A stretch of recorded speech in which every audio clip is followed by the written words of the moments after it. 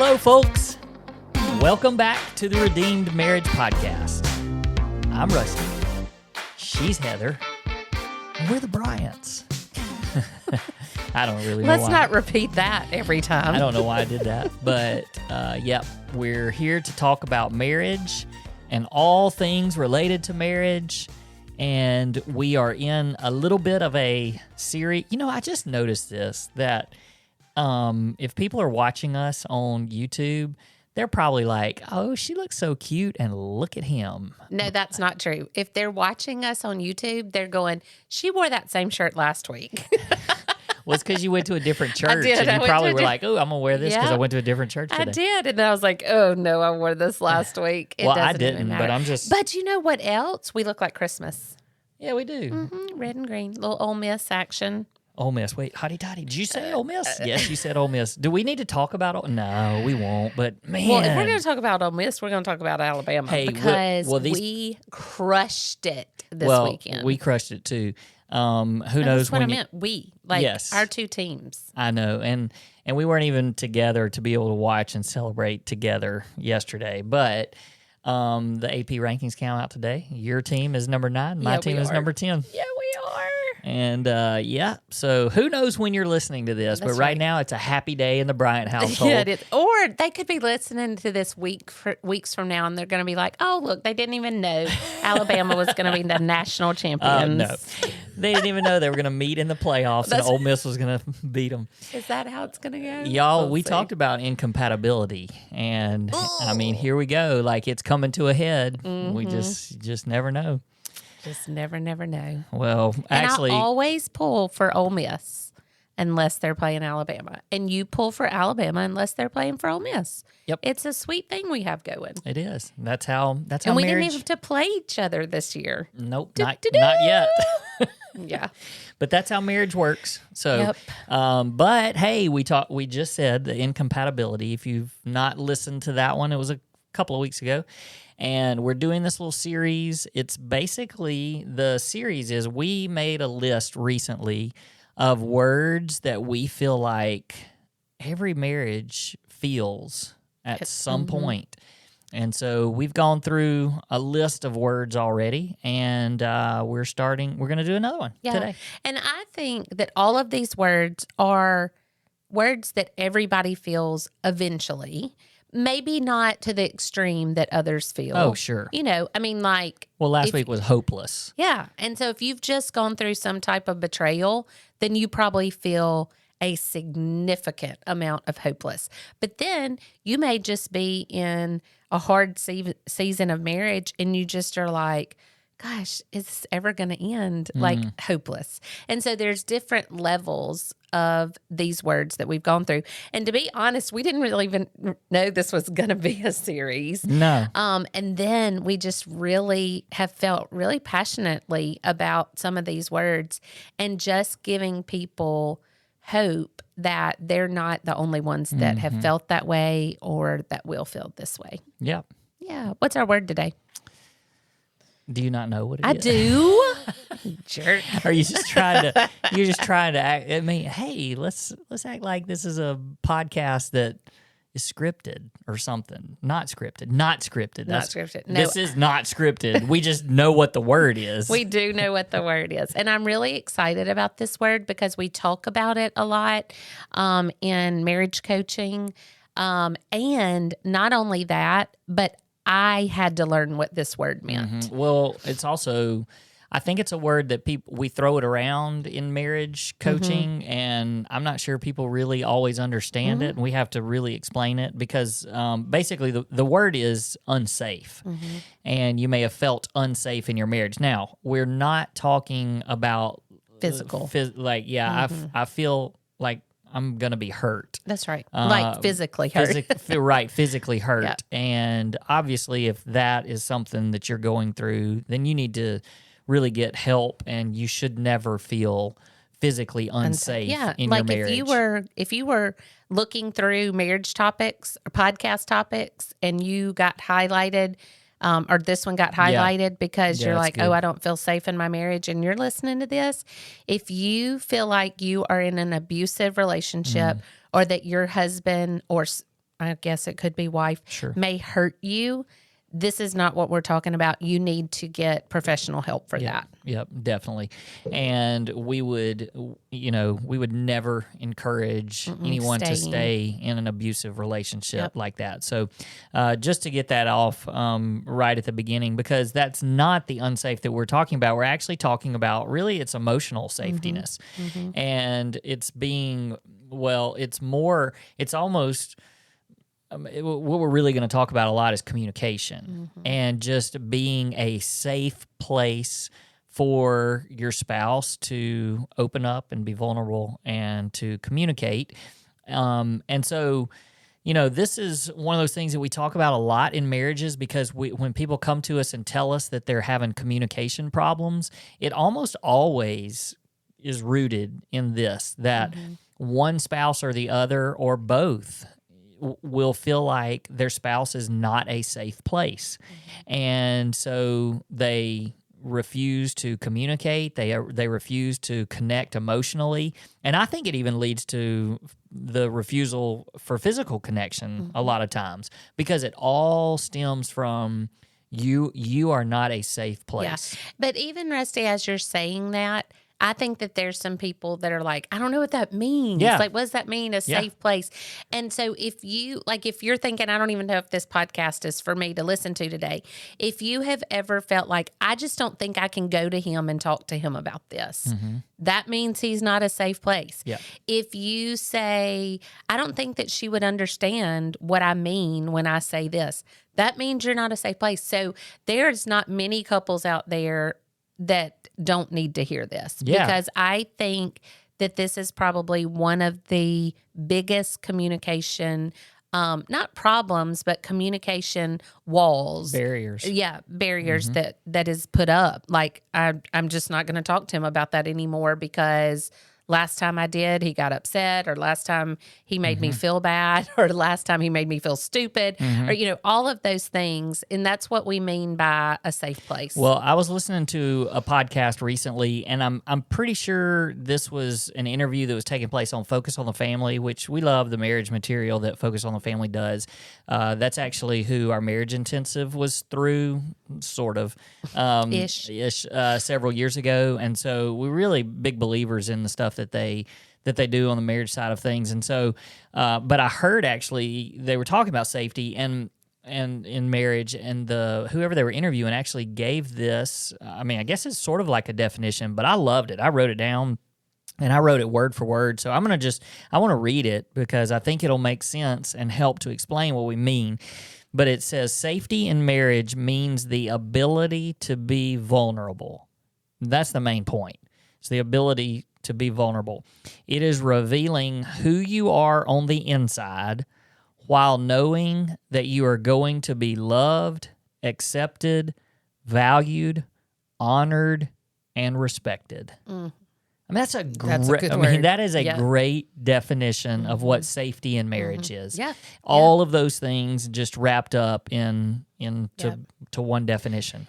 Because ultimately, I think that we were designed to only feel 100% safe in all of those words. If I had my glasses, I would read them. But all of those words, I feel like we are designed that only God can make us feel safe, 100% safe in all of those areas. But outside of that relationship with the Lord, your relationship with your spouse is supposed to be the one place where you feel safety. And if you've put up a wall or barrier because you don't feel one of those things and you go to somebody else instead, then that's a problem. So you need to look at why, and I don't mean just an inappropriate relationship. I'm talking about a parent, or if you run to your mom instead, or if you run to your best friend instead, because they provide these words for you, then you need to make sure that you figure out why you and your spouse don't have that kind of safety in your relationship and in communication. Yeah, I mean, because it's just like what you said. Your spouse should be the place and the person that you are most vulnerable with. I mean, in reality, your spouse should really know everything, like the deepest, darkest. I mean, not even the deepest, darkest, the good, the bad, the ugly, all That's of right. it. And I mean, I think that's what this is actually saying. It's revealing who you are on the inside, the good, the bad, and the ugly, but knowing that you're still going to be loved, accepted, valued, honored, and respected. Yep. And, you know, when your spouse thinks highly of you, even knowing all of your warts, and why did you look at me funny when I said warts? That's a real phrase. I didn't just make that up. Yes. While knowing all of your bad things, let's just say it that way. But that's something that you can really be proud of. Absolutely. And, you know, I mean, I think about how there's so many times that I tell people in marriage coaching that I trust you more than anybody in the world. And being able to say that after what you did, I mean, that really says a lot. And so that's me also not just knowing what you did, but knowing who you are every single day. Because I do know you more and better than anybody else. And so being able to say that and really honestly say I trust you more than anybody else, I mean, that just says a lot. So your spouse knowing everything about you and still loving, accepting you and all that. Well, and I think about not only what I did, but also the things that we've walked through together, like even going through breast cancer. I mean, I had to go through some pretty nasty things.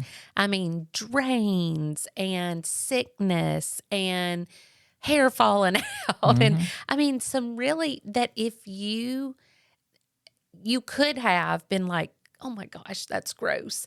I mean, and like, I get it. A lot of it was, but you used it as an opportunity to just fall in love with me more, to be like, I mean, it's the true definition of what you say in sickness and in health, you know?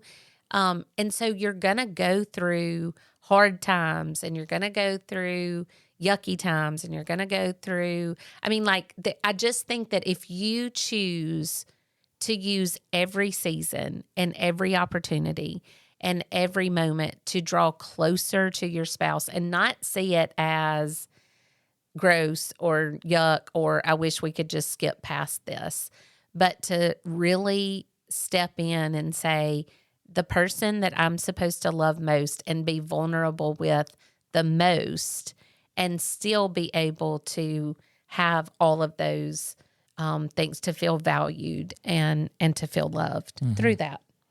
So the interview that I was listening to, they named a couple of things that cause a marriage to feel unsafe. And they mentioned criticism as being one of the number one ways that causes a spouse to feel unsafe. And they mentioned dismissing your spouse's feelings.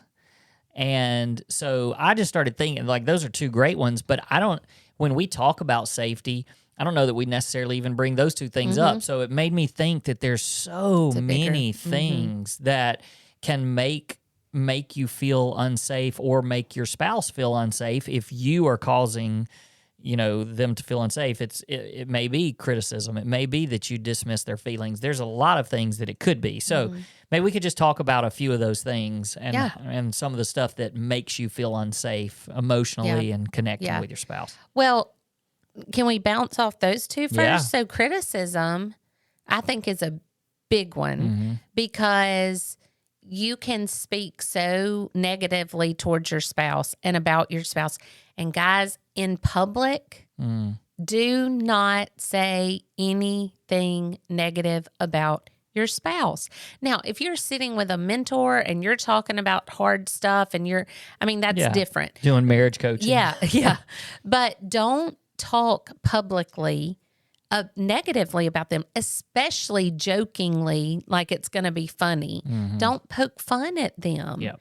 I mean, do not do that because that is, I see why they say that's the number one reason to make you feel unsafe, because it's like, okay, you're making fun of me or you're talking bad about me.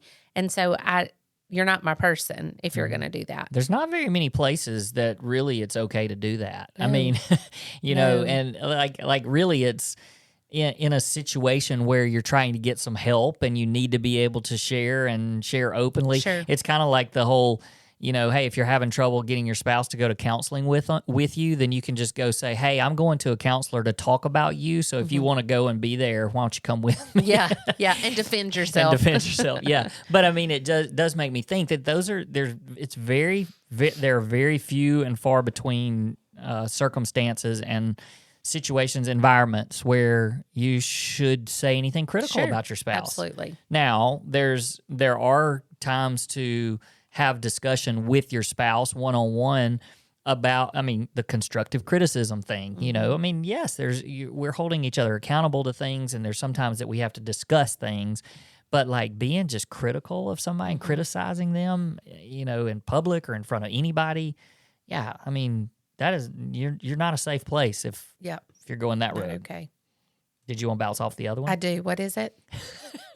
Maybe you don't want to. No, I do. It's okay. I'll tell making you. me put on my glasses. You don't have to put on your glasses. I got you. Okay. Dismissing your spouse's feelings. Okay. I actually love this one because I feel like that a lot of people, and I think I was one of them for a while, is I thought that we had to understand each other's feelings to validate them.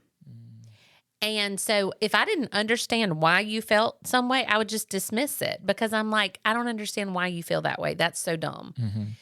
Where there are times that I have feelings that you may not understand, but you can say, I understand that you feel that way. Mm-hmm.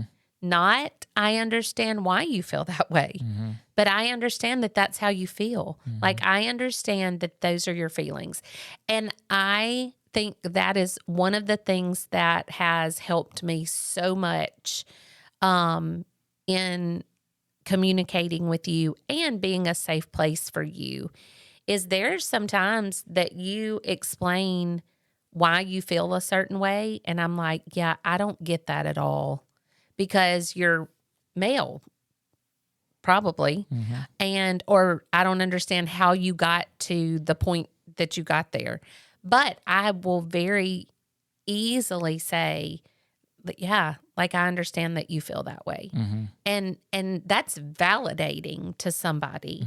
And you don't have to say, yeah, I don't understand why you feel that way, but I understand that you feel that way. Yeah, I'm really glad you said that because I was just thinking. Smart aleck. Yeah. Like it's okay if you don't understand why your spouse feels a certain way. You just have to know that they do. And that's the whole point about being a safe place because if I come to you and I share with you some feeling that I have, and you either dismiss it or even, a lot of times in dismissing it, you also become critical of it. So it goes back to the whole criticism thing. But if I know that I'm coming to you and you accept what I'm saying, that you really listen to it and you hear it and then you validate, yes, I feel that way.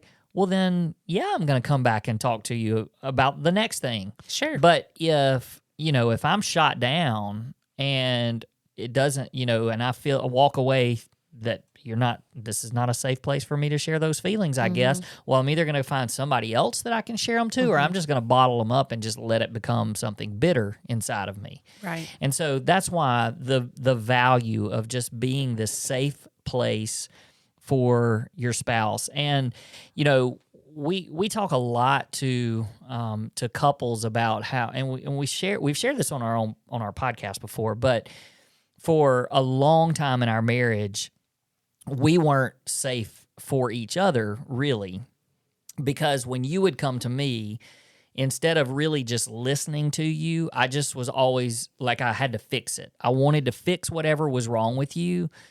Because I thought that was my job as a husband, and I needed to make make everything go away, make everything better, and that's impossible in a lot of circumstances. And a lot of the times I had to also understand that you weren't telling me things every time so that I would fix them.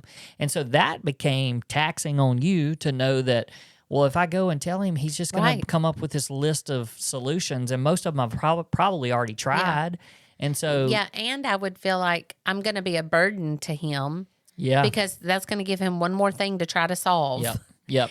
And that's not what I needed. Mm-hmm. I just needed you to listen. Yeah. And validate how I was feeling. And so, like I think a lot of people might think, well, me trying to fix and help my spouse's problem, how does that make me an unsafe place? Well, it just becomes exhausting. It becomes an exhausting thing to open up emotionally, when I know that once I open up emotionally to you, then all of a sudden it becomes, well, why don't you do this, this, this, and this? Well, I don't need all of that. I just need you.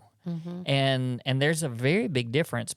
And then on the flip side of it, the reason why I would never go to you is because you just couldn't listen. Like, you were just automatically, we've said this a million times, but you were already thinking about your response and how you were going to flip it back on me, or how you were going to lost my train of thought. No, I know what I would do. You want me to tell you what I would do?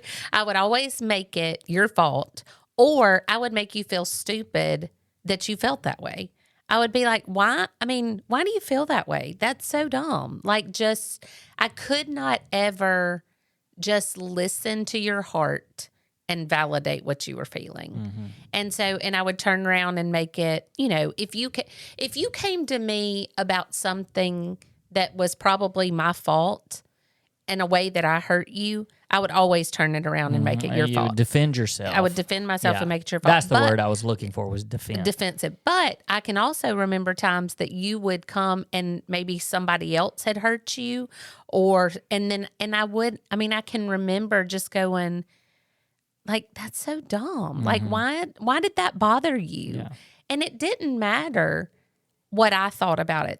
The point is, it bothered you, and I should have been supportive in that and saying, God, I'm sorry that hurt, So those are two ways that I was definitely not a safe place for you to come and talk to. But yeah, when it was about me, I got defensive and made it about you. Well, I think that a huge part of this, and so people are going, well, how do we start this? How do we practice this? And like, the easy answer to that is that you listen more than you talk. Like, that seems really simple, but I think a lot of us have a really hard time with that. Yeah.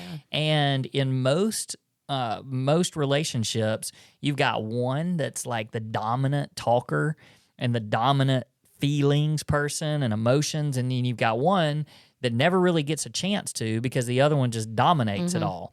And so if you're that person that's like, oh, my spouse won't ever open up to me, won't ever talk to me, well, it might be because you don't give them a chance to. Because you never shut up. Yeah. And like, that's a real thing. Sure. And so you have to practice, like, genuinely work at, if my spouse is talking to me, I am going to give them every bit of attention that I have. Look them in the eyes. Put your phone away. Listen. Don't think about what you're going to say when they're done. You are just genuinely feeling everything that they're telling you. That's how you get them to come back and do it again, because they want to come to a safe place. And that's how you let them know that you're a safe place. Yeah. And it's also being very comfortable in telling your spouse what you need from them as they listen. Like, it's okay to go in and say, hey, I really don't need you to fix this. I just want you to listen. Or you can say, hey, this really hurt.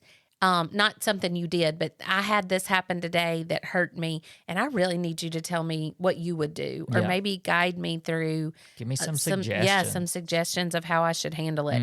And so you're going into it, and they know the expectation, because there are times where I tell you something that happened at work where I just need you to go, yeah, that sucks. Yeah. But then there's times that I'm like, I need to do something about this, and I don't know what. What do you think? And so it's giving you the heads up at the very beginning of how you can be a safe place for me to share. Yeah, no, I love it. And like I said, it all kind of stems from you listening way more than you talk. And that's the whole use the 2 ears. That's why we got 2 ears and one Yep. mouth.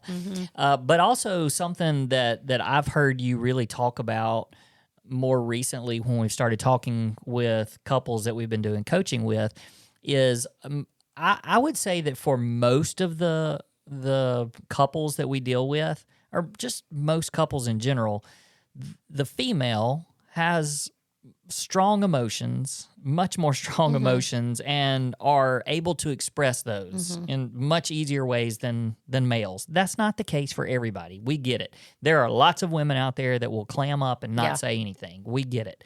But for a lot of you, and most of the people we deal with, that's the big communication gap is, well, my husband won't communicate with me, and they won't. Well, what we have also come to realize is that a lot of women dominate the area of emotional intimacy, and they don't give their spouse even an opportunity because your spouse is a little bit scared of how dominant that is. And I love the way that you've been talking with women recently about being more gentle. Like that word that you use, it's not meek and it's not even passive. Yeah, or even, I know submissive is a biblical word, but so many women are turned off by that. But it's not even that. It's just being a more gentle wife and on an emotional level. Right. And I mean, you can explain that a little bit better of what you mean. Well, I mean, I think it all comes from the Proverbs 31 woman and how God has designed us to be as women that honor God with our words, our bodies, and our actions. And one of the things that he says in there is to be gentle. And I love that word because it doesn't give the image of being a doormat and letting somebody run all over you. It's just being kind and gentle with your words and because I was definitely that loud, dominant, fierce, Strong, that's the word. Fierce. I was going to say ferocious. I was trying to think of that F word. Not ferocious, fierce woman. And I mean, I think there's a time and a place for that. Like when I'm battling for my kids, that comes out, you know. Mama bear. That's right. But to my husband, that came out a lot. And I wasn't a gentle, soft-spoken, I'm just trying to safe. It's the word that I can come up with. Even as you're describing it, what I see in you in previous years when you were more of the dominant personality and the dominant emotional figure is like that to me. It wasn't really showing you as being a strong woman. Like now I see you as this you are much more gentle in that area. And that to me shows you as being a strong because you're in control. Right. Like you're in control of your emotions and you are healthy and mature enough to be able to accept my emotions and know how to handle them in a healthy and correct way that's going to build me up and that's going to be that safe place for me. Whereas before, it was really more of you came across as it's all about me. Right. But now you seem so much more like a strong woman because of your ability to sort of rein that in as a more gentle and loving. It really comes, a lot of it is, hey, I can listen to you. Like I'm a strong woman, but I can listen to you and I can feel your feelings and your emotions and I can validate those things and I'm okay with that. And not that it has to affect me or that it has to change me or that I have to do something to try to change your emotions. It's I'm okay and in a good enough place where I can just be here for you. Right. And I think that's such an important part of being a safe place in marriage. Yeah. Yeah. Well, and I think that if you're listening to this and you're like, oh gosh, I don't know if I'm that kind of spouse. I was going to say woman, but I mean, like, there's men listening too. You have to be a safe place for your spouse to be able to come. And for women, I think we have a tendency to do everything we've already talked about, where it's, too much or too, trying to fix it.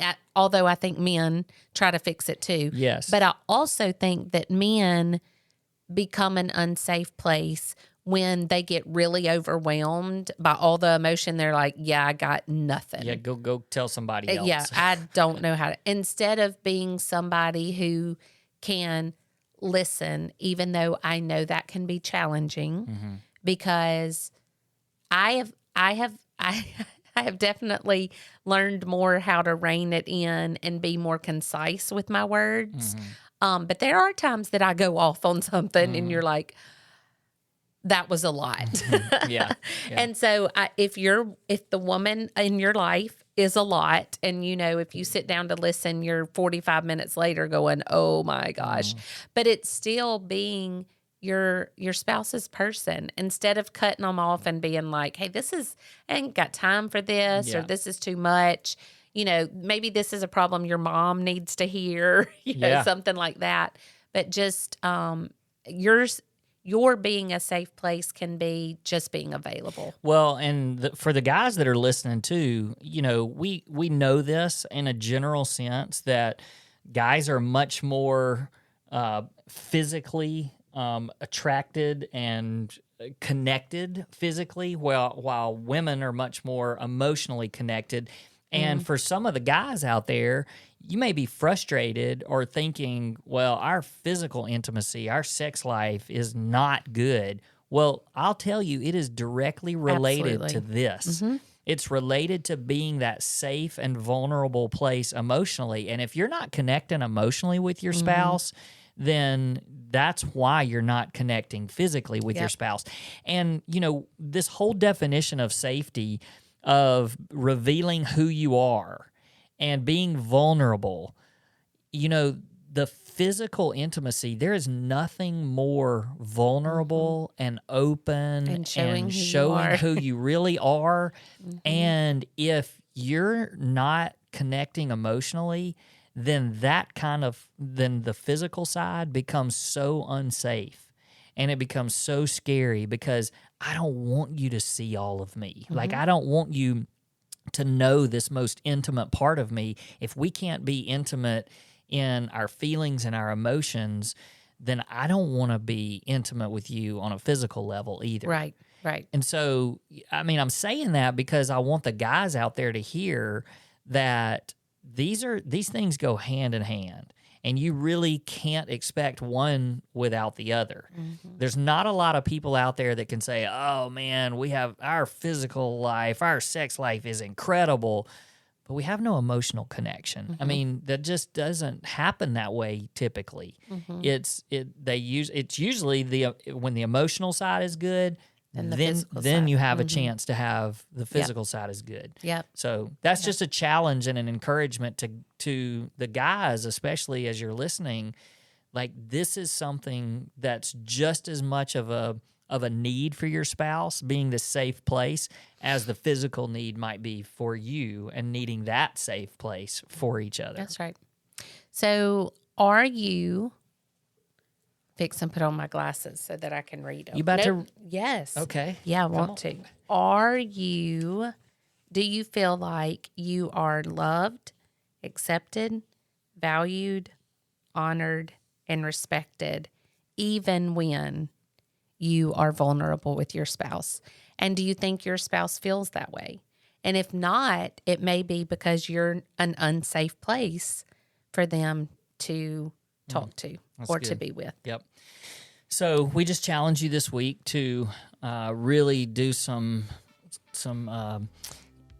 self-reflection. There it is. Soul searching. Soul searching. And, you may be the one that needs to do some change in this area.